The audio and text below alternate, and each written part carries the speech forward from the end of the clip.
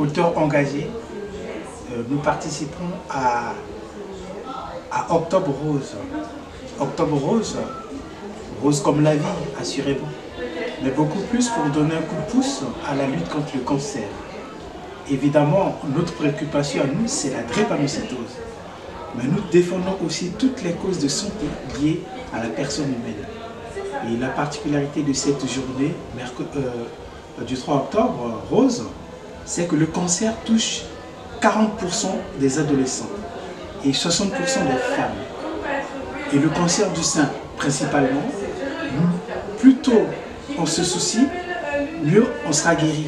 Mais si on découvre la maladie de manière fortuite, comme on découvre la drépanocytose ou le VIH, à ce moment-là, il y a des complications. Ce sont des souffrances pour les familles, des souffrances physiques par des douleurs, mais des souffrances aussi psychiques.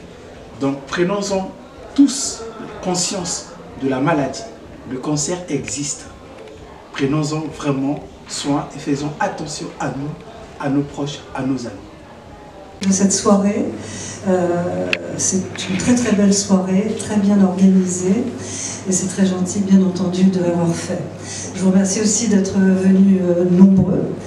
La Ligue contre le cancer, vous connaissez ce que c'est, tout le monde connaît la Ligue contre le cancer. Octobre Rose, tout le monde connaît aussi. Il s'agit de sensibiliser les femmes pour de se faire dépister un éventuel cancer.